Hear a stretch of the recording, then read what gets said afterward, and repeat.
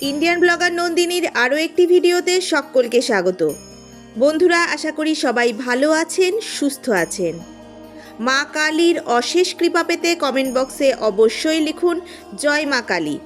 আজকের পর্বের বিষয় হলো আগামীকাল অনুষ্ঠিত হতে চলেছে ফাল্গুন মাসের অমাবস্যা। সাথে রয়েছে বছরের প্রথম বিরল সূর্যগ্রহণের মহাযোগ। জেনে নেব ফাল্গুন মাসের অমাবস্যা কতক্ষণ থাকবে, সূর্যগ্রহণের কী প্রভাব পড়বে এবং সূর্যগ্রহণের সময়সূচি জানব।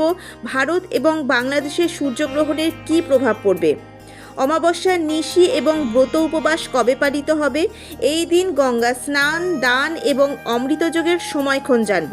আরও জানব এই বিশেষ মহাযোগের দিনে শাস্ত্র অনুসারে ফাল্গুনী অমাবস্যার বিশেষ পূজা পদ্ধতি। এই সব কিছুই জানবো আজকের এই পর্বে। মূল পর্বে যাব তার আগে ইন্ডিয়ান ব্লগার নন্দিনী চ্যানেলটিকে সাবস্ক্রাইব করে পাশে থাকা বেল আইকনটি প্রেস করার অনুরোধ রইল, যাতে সকল ভিডিওর নোটিফিকেশন আপনারা খুব সহজেই পেয়ে যান।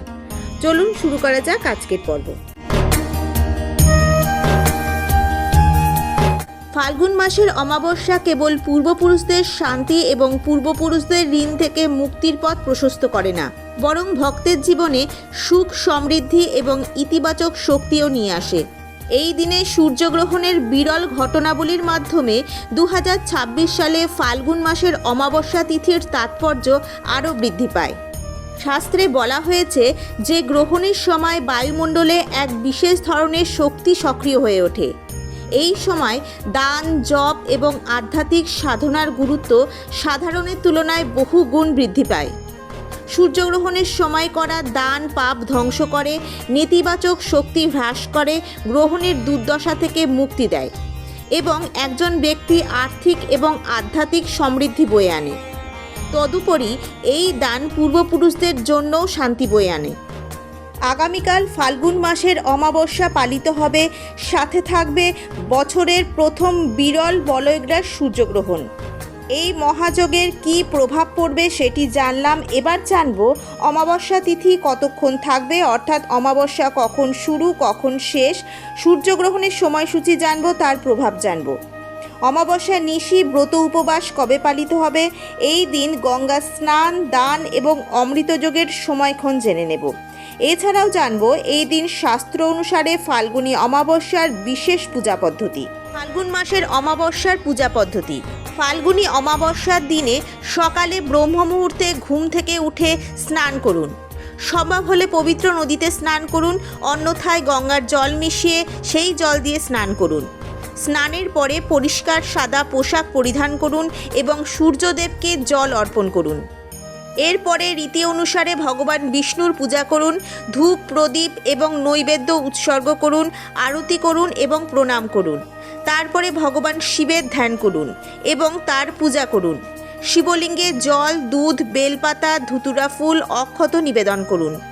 ওম নমঃ শিবায় মন্ত্র জপ করুন এবং শিব চল্লিশা পাঠ করুন। অবশেষে আরতি করুন এবং পূজা শেষ করুন। এই বছর অর্থাৎ 2026 সালে বাংলার 1432 বঙ্গাব্দে ফাল্গুন মাসের অমাবস্যা পড়েছে 17 ফেব্রুয়ারি 2026, বাংলার 4 ফাল্গুন 1432 মঙ্গলবার। অমাবস্যা তিথি আরম্ভ হবে আগের দিন অর্থাৎ 16 ফেব্রুয়ারি 2026, বাংলার 3 ফাল্গুন 1432 সোমবার সন্ধে 5:32 গতে।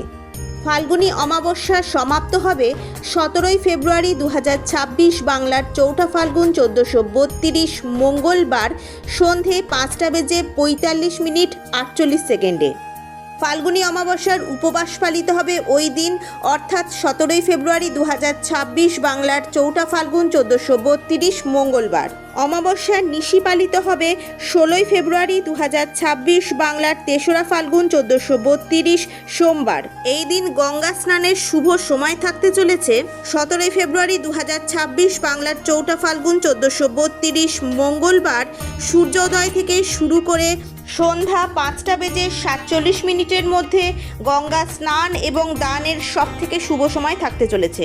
ফাল্গুনী অমাবস্যার দিন অমৃতযোগের সময়ক্ষণ হলো দিবা 8টা বেজে 13 মিনিট গতে 10টা বেজে 35 মিনিটের মধ্যে ও 12টা বেজে 57 মিনিট গতে 2টো বেজে 32 মিনিটের মধ্যে ও 3টে বেজে 19 মিনিট গতে 4টে বেজে 53 মিনিটের মধ্যে এবং রাত্রি 6টা বেজে 29 মিনিটের মধ্যে ও 8টা বেজে 56 মিনিট গতে 11টা বেজে 22 মিনিটের মধ্যে ও 1টা বেজে 48 মিনিট গতে 3টে বেজে 25 মিনিটের মধ্যে এই একই দিনে অনুষ্ঠিত হতে চলেছে এই বছরের বিরল প্রথম সূর্যগ্রহণ। জেনে নেব এই সূর্যগ্রহণের সম্পূর্ণ সময়সূচি পঞ্জিকা অনুসারে। ভারত এবং বাংলাদেশ থেকে এই সূর্যগ্রহণ দেখা যাবে কি জানবো। ভারত এবং বাংলাদেশ থেকে এই গ্রহণের সূতককাল কি থাকতে চলেছে, এছাড়াও জানবো কোন কোন দেশ থেকে এই গ্রহণ দেখা যাবে। পঞ্জিকা অনুসারে এই সূর্যগ্রহণের সঠিক সময়, স্থান এবং প্রভাব জানবো। 26 সালের 17ই ফেব্রুয়ারি মঙ্গলবার নতুন বছরের প্রথম সূর্যগ্রহণ হতে চলেছে। দুপুর 3টে বেজে 26 মিনিটে এই গ্রহণ শুরু হবে এবং এই গ্রহণ সমাপ্ত হবে সন্ধে 7টা বেজে 57 মিনিটে। তবে ভারত এবং বাংলাদেশ থেকে এই গ্রহণ দেখা যাবে না, এই কারণে এর সূতককালও মান্য হবে না। বছরের প্রথম সূর্যগ্রহণ দেখা যাবে জিম্বাবুয়ে, দক্ষিণ Africa, Zambia, Mozambique, Mauritius, Antarctica, Tanzania ও দক্ষিণ আমেরিকার দেশগুলিতে। তবে যেহেতু সূর্যগ্রহণ একটি মহাজাগতিক ঘটনা, এর সূতককাল ধার্য না হলেও এই ফাল্গুন মাসের অমাবস্যার দিন অমাবস্যা তিথি চলাকালীন এর প্রভাব থাকবে। এই মহাযোগ চলাকালীন দান এবং গঙ্গা স্নান করবেন যদি সম্ভব হয়, তাহলে গ্রহের দুর্দশা থেকে মুক্তি পাবে, নেতিবাচক শক্তি হ্রাস পাবে এবং পাপ ধ্বংস হবে।